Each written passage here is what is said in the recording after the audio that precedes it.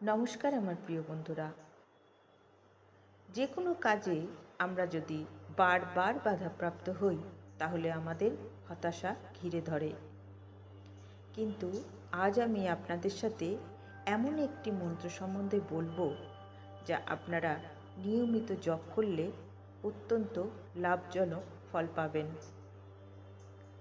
মন্ত্রটি হলো মা লক্ষ্মী এবং গণেশের মন্ত্র। মন্ত্রটি হলো ওম গং শ্রীং সর্বসিদ্ধি প্রদায় শ্রীং গং নমঃ। এবার আমি এই মন্ত্রটি সম্বন্ধে কিছু ব্যাখ্যা করার চেষ্টা করব। মন্ত্রের মূল শক্তি হল গং। এটি হল ভগবান গণেশের মূল বীজ মন্ত্র। এটি সমস্ত বিঘ্ন বিনাশকারী এবং শক্তির আধার বলে শাস্ত্রে উল্লেখ করা আছে। মন্ত্রের শুরুতে এবং শেষে এটি ব্যবহার করায় এই মন্ত্রের কার্যকারিতা বহুগুণ বেড়ে যায়।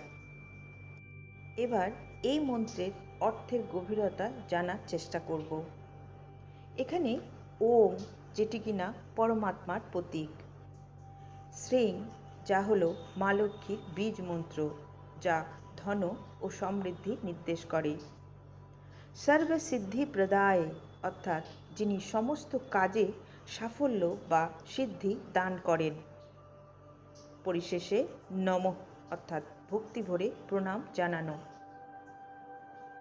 এবার বলি বন্ধুরা, কি কি কারণের জন্য এই শক্তিশালী মন্ত্রটি আপনারা জপ করবেন। প্রথমেই বলি বাধা মুক্তি।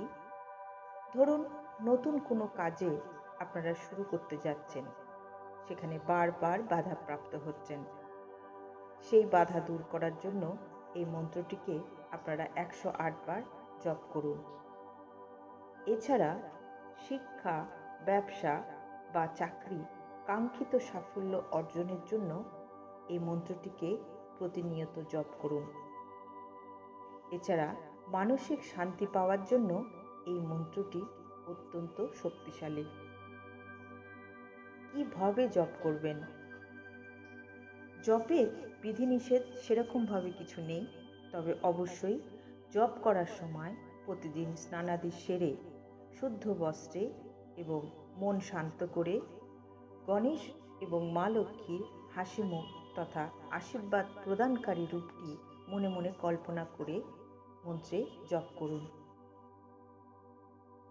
পরিশেষে বন্ধুরা, এই মন্ত্রের উৎস এবং গণপতি উপনিষদে কি বলা আছে তা ছোট্ট করে বলবো।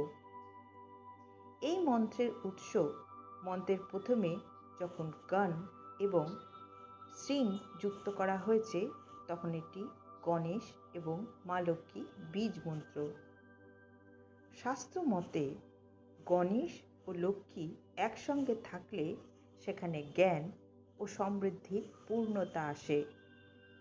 সর্বসিদ্ধি প্রদায় অংশটি গণেশের সিদ্ধিদাতা সেই রূপকেই আহ্বান করে, যিনি কিনা সমস্ত কাজে সাফল্য দান করে। গণপতি উপনিষদে মন্ত্রের মূল ভিত্তি হল গণপতি অথর্ব শাস্ত্র বা উপনিষদ, যেখানে মহাবিশ্বের পরম শক্তি হিসাবে বর্ণনা করা হয়েছে। পরিশেষে বন্ধুরা, এই মন্ত্রটিকে আমি 3 বার পাঠ করব। আপনারা যদি চান আমার সাথে পাঠ করতে পারেন। আসুন তাহলে শুরু করি। ওম গং শ্রীং সর্বসিদ্ধি প্রদায় শ্রীং গং নমঃ। ওম